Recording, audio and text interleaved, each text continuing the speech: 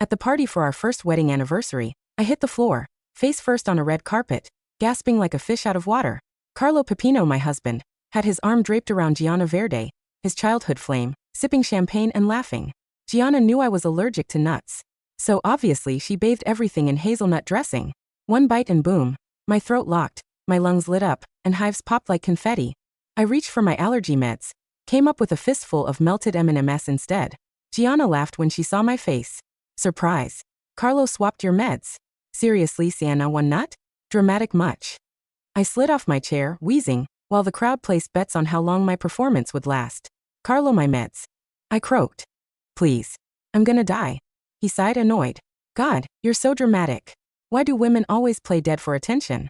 You know I love you. Just stop this show already. Right then, my heart shattered faster than my lungs could. I stopped begging. Hit the distress signal. Called my real family. My phone lit up. 10 minutes. 10 minutes, I repeated. Just hold on. Carlo, big bad capo Pipino, spotted the movement. His eyes iced over. Seriously? Calling the cops. Before I could hide it, he yanked the phone from my hand and tossed it out the penthouse window. A sharp crack, then nothing. My last link to the outside world gone. He crouched beside me, fingertips grazing my cheek, voice calm and lethal. You know the rules. We don't call cops. And trust me, darling, traditori don't make it out alive. I tried to shake my head, but my throat was locking up, my body heavy as lead. I'm not a traitor. Carlo, I'm allergic. I need my meds. Gianna swooped in, latching onto his arm. Oh please, Sienna. Is this real pain? Or just your usual drama? It's an anniversary party, not community theater. You really invite us here just to humiliate Carlo? That's not love, that's just sad. The crowd cackled. She dragged him away, and I saw it all again, same old reruns. Gianna never shut up about knowing him first. Like that gave her a claim. Anytime I brought it up, Carlo would smile, tuck my hair back. Baby, if anything was gonna happen, it would have happened already. Don't overthink it. She'd chime in with a fake laugh. Please, I'd never go for someone as bossy as Carlo. Only you could handle that ego. And I bought it. Dumb, right? But then came the coincidences. Every date, she popped up. Every conversation, she hijacked. I'd sit there, a ghost next to my own husband. Then came the fake concern. What's wrong, Sienna? Mad Carlo and I vibe too well? Don't be so sensitive. Carlo never said a word. Just laughed. Like I was the problem. Now she didn't even pretend. You're seriously pathetic. Always acting like some spoiled princess. Ever think about how exhausting you are? Can't even breathe without Carlo looking your way. I'm really allergic, I choked out. Just, give me my meds. Silence. Then laughter, meaner this time. Gianna cut through it. Oh my God, she's still pretending? Carlo, please tell me you're not buying this. His boys jumped in. Don't go soft now, capo. Show weakness, and she'll walk all over you. Yeah, capo. Put her in her place. Whatever sliver of doubt he had got drowned out fast. He wouldn't even look at me. Enough, Sienna. Cut the act. If you like the floor so much, we'll keep playing that game at home. Everyone's watching. Get up before I really lose it. I stayed down. Something flickered across his face. Maybe guilt, maybe fear, as he took a step toward me. Gianna stepped in fast, blocking him. Carlo, don't fall for it. Allergies don't make people turn purple. She's probably just drunk. I shook my head, barely able to move. Meds. Before I could finish, Gianna crouched down and slapped me. Once. Twice. That better, she sneered. Feel sobered up now. My face burned, but she wasn't done. She pulled a tiny bottle from her purse, eyes glittering. This what you want? Every nerve in me screamed yes. Gianna laughed, shaking the bottle in her hand. Then come get it, Sienna. Crawl over and it's yours. I couldn't stand, but survival's louder than pride. I dragged myself forward, fingers clawing the carpet. Just as I reached her, she yanked it back. Gianna's laugh sliced through the air. High and cruel. God, Sienna, you're pathetic. Crawling like a dog. Guess you're just too slow. Then she tipped the pills into a glass of whiskey. The white tablets hissed and disappeared in the amber swirl. A sound ripped out of me, part sob, part strangled gasp. Gianna pointed right at me. You guys heard that, right? She's still screaming. Does that sound like someone dying? Her voice dripped fake concern, pure theater. Like I was some freak show for her amusement. Next to her, Carlo's jaw tightened. That look, the one that always meant I was embarrassing him again. Sienna, enough. It's our anniversary party. Can't you for once, not kill the vibe? Those words stung worse than any slap. I'm not faking, I wheezed. I'm really allergic. The room spun, walls melting into black. My lungs felt like they'd been shrink-wrapped, but I still turned toward Carlo. because apparently, I hadn't learned my lesson about hoping. Gianna slinked between us, fingers curling around his arm. Forget her, Carlo. She'll drop the act the second no one's watching. Come on, let's cut the apple pie. The crowd parted like trained dogs, clearing a path for their grand entrance. They sliced the first piece. The smell of cinnamon and butter, once comfort, now just made my stomach twist. Then Gianna gasped like she'd been shot. Her slice had accidentally slipped, jam smearing across her designer dress. Oh no, it itches. Am I allergic to the jam? She whined, wide-eyed. Laughter broke out. Jam can totally cause skin reactions, capo. You better help her wipe it off. Too bad, last napkin's gone. What if it's serious? You might have to lick it off. Carlo frowned, staring at the napkin box. Gianna dragged a finger through the jam, voice low. Carlo, help me. Enough, he snapped, then leaned in anyway. Someone shouted from the back. Yo, capo, your wife's watching. Think she's jealous. Another voice cackled. Nah, she's too busy starring in her own tragedy. Laughter exploded again, ugly, roaring, cruel. Through the blur, I saw Carlo glance my way. Just once. Then he dipped his head toward Gianna's chest. And time stopped. The pain hit fast, sharp, brutal. The pie I'd baked for us? Just another prop in their sleazy little show. I tried to move, crawl, anything, but the second I pushed up, the world dimmed to black. My body refused to fight. Then it hit me, my spare pill. I'd shoved it into my coat pocket days ago. My hands shook so hard I could barely grip the fabric. Seconds stretched like years. Finally, my fingers brushed something small and smooth. I yanked it out, vision flickering. Almost there. Just get it in your mouth. But my hands wouldn't stop trembling. The pill slipped, bounced once, then crunched under a jeweled stiletto. Gianna. She twisted her heel slow, deliberate, grinding until nothing was left but white dust. Then she pressed down on my hand. Pain shot up my arm. I heard a tiny crack, but no sound came out. Why? I breathed. Gianna crouched, her smile pure venom. Let's play a game, Sienna. What if Don Suvari's precious daughter just died in a freak accident tonight? Her heartbroken husband would inherit everything, right? And if I happened to marry that grieving widower afterward? She tilted her head, eyes glinting. Then the Suvari empire would be mine. And just like that, it clicked. She didn't want to embarrass me. She wanted me gone. Dead. But she'd messed up. The Suvari family doesn't hand their throne to outsiders, especially not snakes in designer heels. I forced my eyes open, found the clock. 3 minutes left. Gianna sighed, already bored. You're tougher than I thought. She smoothed her dress, flashing that cold little smile. Guess I'll do you a favor and finish the job myself. Gianna grabbed a slice of pie. Heard you made these yourself, Sienna. Why not try a bite? Before I could blink, she smashed it into my face. Crust cracked. Hot jam hit like lava. It clogged my nose, filled my mouth. I couldn't breathe. Panic tore through me, yanking out one last burst of strength. Help! I choked, voice shredded. Somebody help me. That finally got their attention. Carlo stormed over, all fake calm and ice. What's going on here? Gianna froze, that smug grin flipping to fake concern in a heartbeat. Oh my God, Sienna. How do you make such a mess eating pie? Here, let me help you clean up. I tried to back off, but my legs gave out. I stumbled right into her. She let out a high-pitched shriek and dropped to the floor. Sienna. I was just trying to help, and you shoved me. Carlo stormed over, fury flashing in his eyes. Sienna, can you stop humiliating yourself? Then he actually looked at me, my skin tinted blue, lips shaking, and for a second the anger cracked. What's wrong with her face? Maybe we should give her the meds. He took a step toward me, but Gianna caught his arm. Don't let her fool you, Carlo. She's just thirsty. Happens when she's dehydrated. The second she said thirsty, his whole expression softened. Gianna picked up a glass of clear liquid, her smile sugar-sweet. Here, Carlo. Give it to her. She'll only drink it if it's from you. He nodded, because of course he did, and stepped toward me. The second the rim hit my lips, the scent slammed into me. Amaretto. Deadly with almond. Terror surged through me. I jerked my head away. That tiny act of defiance flipped a switch in him.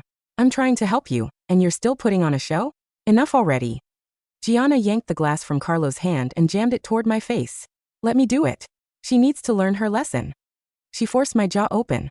The liquid scorched its way down my raw throat like acid.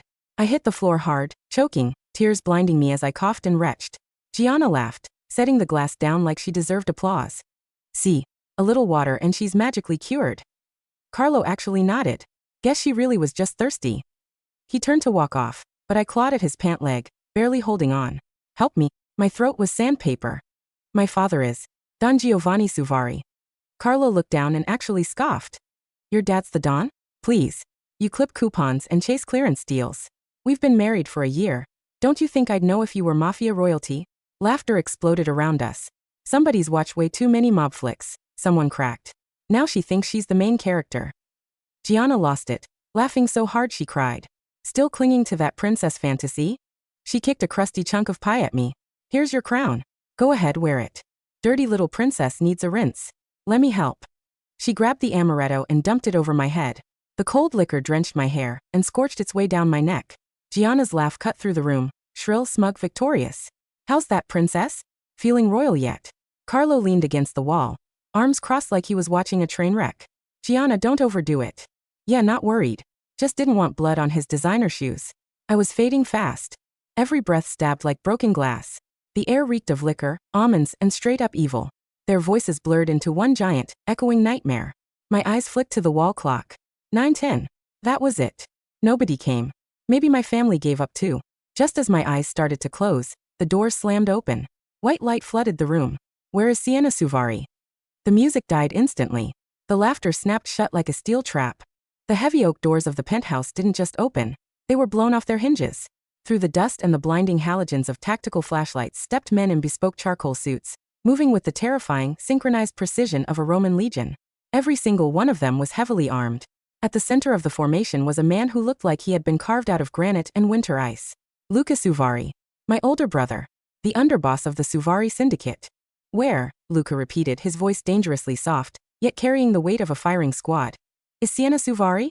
The crowd parted like the Red Sea. They stumbled over each other, spilling champagne, terrified by the sudden invasion. The Pipino crew, Carlo's so-called tough guys, froze. They were street-level thugs playing mobsters. Luca's men were the real deal. The shadow government of the entire East Coast.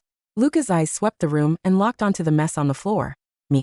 Covered in crust, dripping with amaretto, blue-lipped, and gasping for air. His face went perfectly, deathly blank. Medic. Luca roared. It wasn't a request, it was a detonation. Two men broke formation, rushing toward me with a black trauma kit. One of them immediately drove a heavy-duty EpiPen straight through my dress and into my thigh. The other slapped an oxygen mask over my face. The adrenaline hit my heart like a freight train. My lungs, which had been seconds away from collapsing entirely, suddenly hitched. I took a massive, agonizing gasp of air, coughing violently as the oxygen forced its way in. Carlo finally snapped out of his shock. He stepped forward, puffing up his chest, trying to play the big bad capo in his own house. Hey, who the hell are you people? This is a private party. You can't just bust in here and... Luca didn't even blink. He didn't speak. He just moved. In a blur of motion, Luca crossed the space between them. He grabbed Carlo by the throat of his tailored tuxedo, lifted him entirely off the ground, and slammed him into the nearest marble pillar with enough force to crack the stone. Carlo choked, his eyes bugging out of his skull as Luca's grip cut off his air supply. You, Luca whispered, his voice vibrating with lethal intent, are breathing my air. Give me one good reason why I shouldn't crush your windpipe right now. Gianna shrieked, stumbling backward, dropping the empty amaretto glass. Carlo. Help. Someone call the cops. One of Luca's men, a massive enforcer named Dante, stepped in front of Gianna. He didn't touch her. He just looked down at her with dead eyes, resting his hand casually on the grip of his holstered firearm. I wouldn't, Dante rumbled. Gianna clamped both hands over her mouth, visibly trembling. I pushed the oxygen mask away slightly, my voice rasping like sandpaper. Luca, wait. Luca's head snapped toward me. The terrifying monster holding my husband pinned to a pillar vanished for a split second, replaced by my fiercely protective older brother. He dropped Carlo. Carlo hit the floor, gasping and retching, clutching his throat. Luca knelt beside me, his large, warm hands gently brushing the wet, sticky hair from my face. Senna. Piccolina. I've got you. You're safe. My meds. I croaked, pointing a shaking finger at Gianna, who was currently cowering behind Dante. Crushed them. Crushed the pill. Fed me amaretto. The temperature in the room plummeted to absolute zero. Luca stood up slowly. He looked at Gianna. Then he looked at Carlo, who was still coughing on the floor. You let this happen? Luca asked Carlo, his voice eerily calm. You watched my sister, the blood of Don Giovanni, choke on the floor, and you let some cheap putana pour liquor on her? Carlo scrambled backward, his face pale with terror. The reality was finally punching through his thick skull. I didn't know. I swear to God. She said she was faking. Sienna never told me she was a Suvari. She clips coupons. She buys generic brand. Luca let out a short, hollow laugh that held absolutely zero humor. She clipped coupons because she wanted to live a normal life. She wanted to believe you loved her for her, not for the empire backing her. She asked our father for 1 year. 1 year to prove she found a good, honest man. Luca looked down at Carlo with utter disgust. You failed the test, Pipino. Luca, I wheezed, sitting up slowly as the medic supported my back. The phone. He threw my phone out the window. Luca's jaw clenched. Obstruction of a distress signal. Attempted murder. Assault on a Suvari. He looked around the room at the terrified guests. Clear the room. Anyone not wearing a charcoal suit has 10 seconds to run, or you become accessories. The guests didn't need to be told twice. They trampled over each other, rushing for the exit, abandoning Carlo and Gianna without a second thought. Carlo's loyal boys were the first ones out the door. Within seconds, the only people left in the penthouse were me, Luca, his men, Carlo, and Gianna. Please, Gianna sobbed, falling to her knees. I didn't know. If I knew she was a Suvari, I never would have. So it's only okay to murder someone if they're a nobody? I interrupted, my voice gaining strength as the epinephrine did its job. I pushed the medic away and forced myself to stand. My legs shook, but I refused to stay on the floor. Not anymore. Luca immediately moved to support me, offering his arm. I leaned on him, pulling myself up to my full height. I was covered in pie, jam, and liquor, but as I looked down at Carlo and Gianna, I had never felt more powerful. Sienna, baby, please, Carlo begged, crawling toward me, reaching for the hem of my dress. I'm your husband. I love you. You know I love you. It was a mistake. She tricked me. Gianna manipulated me. Gianna's head snapped toward him, her tear-streaked face twisting in absolute betrayal. You coward. You swapped her meds before the party even started. You wanted to humiliate her just as much as I did. Carlo lunged at her, but Dante grabbed him by the collar and threw him back onto the floor like a rag doll. Quiet, Luca commanded. I looked at the man I had spent the last year serving. The man I had cooked for, cleaned for, and shrunk myself for, just to fit into his fragile ego. He was pathetic. I want a divorce, Carlo, I said, my voice cold and steady. And I want you to know that you are walking away with absolutely nothing. The prenup you thought was a joke? The one you signed without reading because you assumed I was broke? My father's lawyers drafted it. You forfeit everything. Carlo's eyes widened. Sienna, you can't. I can. And I did. I turned to Luca. I want to go home. Luca nodded. Dante, secure the targets. Bring them to the warehouse. The Don will want to have a word with the man who tried to kill his daughter. Carlo and Gianna both started screaming, begging for mercy as Dante and another enforcer dragged them out of the penthouse. Luca took off his bespoke suit jacket and draped it gently over my shivering shoulders. Let's go, Piccolina. Papa is waiting. The Suvari estate was a fortress hidden in plain sight, sprawling across 50 acres of prime Long Island real estate. When the black SUV pulled up to the main house, my father was already standing on the massive stone steps. Don Giovanni Suvari didn't look like a mob boss from the movies. He looked like an aristocratic patriarch, silver hair, impeccable posture, leaning slightly on a silver-handled cane. But his eyes were ancient, carrying the weight of a man who ruled an empire built on blood and loyalty. I stepped out of the car. I was clean now, having changed into a spare set of clothes Luca kept in the SUV, but the exhaustion was etched deep into my bones. My father didn't say a word. He just opened his arms. I ran up the steps and buried my face in his chest. The scent of his pipe tobacco and expensive aftershave broke the last of my defenses. I sobbed, a violent, ugly release of all the fear and betrayal I had swallowed for the past year. Hush, mia bambina, my father murmured, kissing the top of my head, his large hand rubbing my back. You are home. No one will ever hurt you again. He looked over my shoulder at Luca, who had just stepped out of the car. Are they secured? My father asked, his voice low and dangerous. In the warehouse, Papa, Luca confirmed. Awaiting your orders. Good. My father gently pushed me back, holding my face in his hands. Go inside. Your mother has drawn a bath for you. Rest. Tomorrow we clean up this mess. I nodded, too tired to argue. The next morning, I woke up in my childhood bedroom. The sunlight was streaming through the sheer curtains. For a moment, I forgot what had happened. Then the memory of the red carpet, the pie, and the crushing feeling in my lungs hit me. I got out of bed, showered, and dressed in a simple black dress. I walked downstairs to my father's study. He was sitting behind his massive mahogany desk, sipping espresso. Luca was standing by the window. Ah, Sienna. Come in, my father said, gesturing to the leather chair across from him. How are you feeling? Better, I said, sitting down. What happens now? My father steepled his fingers. Carlo Pipino's entire operation is a joke. A small-time racket running illegal gambling and low-level extortion. He thought he was a king, but he was merely a rat playing in the shadows. I have already made the calls. His operation is dismantled. His men have been absorbed or exiled. The Pipino name no longer holds any weight in this city. I took a deep breath. And Carlo? Luca turned from the window. He's currently begging for his life in a soundproof room in Brooklyn. Gianna is right next to him, blaming him for everything. What do you want to do with them, Sienna? My father asked gently. They are yours to judge. Do we end them? I thought about it. I thought about the absolute terror I felt as my throat closed up. I thought about the sadistic smile on Gianna's face as she crushed my only lifeline under her heel. A part of me wanted them to bleed. A part of me wanted Luca to make them suffer. But I was a Suvari. We didn't act on blind emotion. We acted on absolute, calculated destruction. Killing them is too easy, I said, looking up at my father. Gianna wanted the Suvari Empire. Carlo wanted to be a respected capo. Take away everything they value. My father smiled, a slow predatory curve of his lips. Go on. Carlo signed the prenup. He loses the penthouse, the cars, everything acquired during our marriage. I want him stripped to zero. No money, no protection. I want him dropped in the middle of a rival territory where his name means nothing but a target on his back. And the girl? Luca asked. Gianna is obsessed with status.